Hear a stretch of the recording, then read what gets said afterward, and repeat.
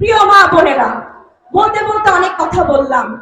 আপনাদের কাছে আমার একটা অনুরোধ, আপনারা যারা এখানে আছেন বা এখানের বাইরে শুনছেন, বা আমাদের শেরপুর জেলা বিএনপির যে নেতা কর্মীরা এখানে আছেন বা এখানের বাইরে আছেন, সকলকে জানাতে চাই, আপনারা দীর্ঘ 17 বছর বহু কষ্ট করেছেন, বহু জেল খেটেছেন।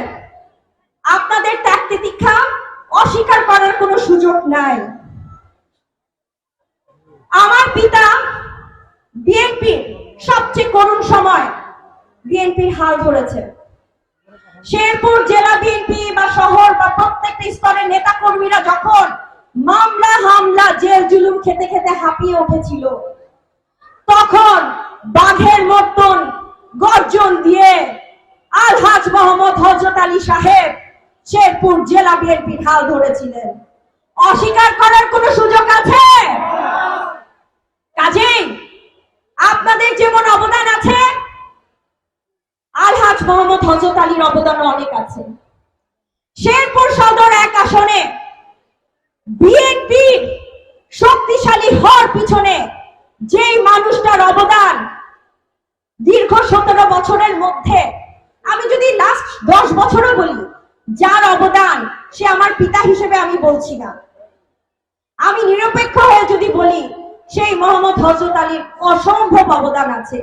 এটা স্বীকার করতে হবে। হয়তোবা আপনারা এখন স্বীকার করবেন না, একদিন যখন হযরত আলী সাহেব এই দুনিয়াতে বেঁচে থাকবেন না, সেই দিন শেরপুর সদরের মুখে মুখে থাকতে হবে এই কথাটা।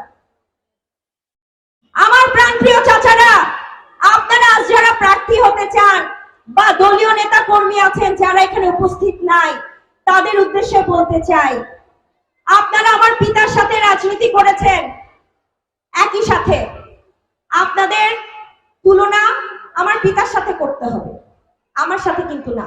আমি আপনাদের সন্তান সমতুল্য। আপনাদের থেকে আমার বয়স অনেক কম, আপনাদের থেকে আমার রাজনৈতিক অভিজ্ঞতা অনেক কম, কাজেই আপনারা আপনাদের সাথে আমার তুলনা করতে পারেন না। করলে আলহাজ মোহাম্মদ হযরত আলী সাহেবের সাথে করবেন।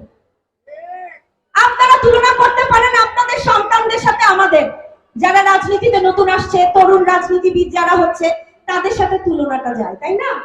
কাজেই আমি বলবো চাচারা আমার, আমরা নিজেরা নিজেদের মধ্যে কাদা ছোড়াছুড়ি করে দলীয় ইমেজ নষ্ট না করে চলুন একই প্ল্যাটফর্মে তারেক রহমান সাহেবের জন্য কাজ করি, দেশনেত্রী বেগম খালেদা জিয়ার জন্য কাজ করি, দলের ইমেজ রক্ষা করি।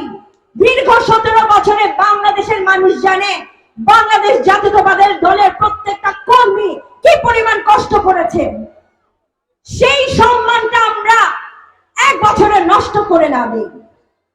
শেরপুরে যারা রাজনীতি করেছে প্রত্যেকের অবদান আছে, কাউকে ছোট করে দেখার কোনো সুযোগ নাই। তবে লাস্ট 10 বছরে হিসাবটা আপনাদের সকলের জানা উচিত, বোঝা উচিত।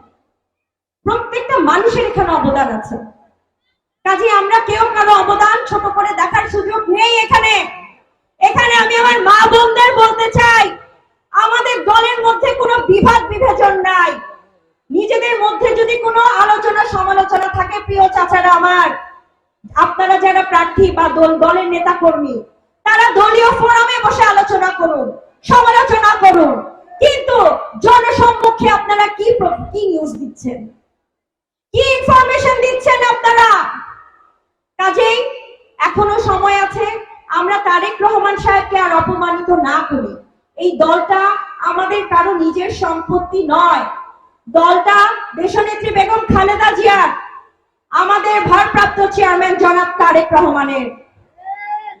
কাজেই যাদের কারণে আজকে আমরা স্টেজে বসে কথা বলতে পারি, তাদেরকে অসম্মানিত করার মতো অধিকার আমাদের কারো নাই, আছে কি? কাজেই আমি বলতে চাই, একসাথে কাজ করি। প্রতীক যেই পাবে তার জন্য কাজ করাটা উচিত বলে আমি মনে করি, এবং এটাই হওয়া উচিত। তারেক রহমান সাহেব সিদ্ধান্তের মালিক, তিনি যেটা ভালো মনে করবেন তিনি সেটাই করবেন, তাতে কারো আপত্তি আছে? আমি প্রিয়াঙ্কা এমপি হই আর না হই, সন্তান হিসেবে চিকিৎসক হিসেবে আপনাদের পাশে আছি ইনশাআল্লাহ।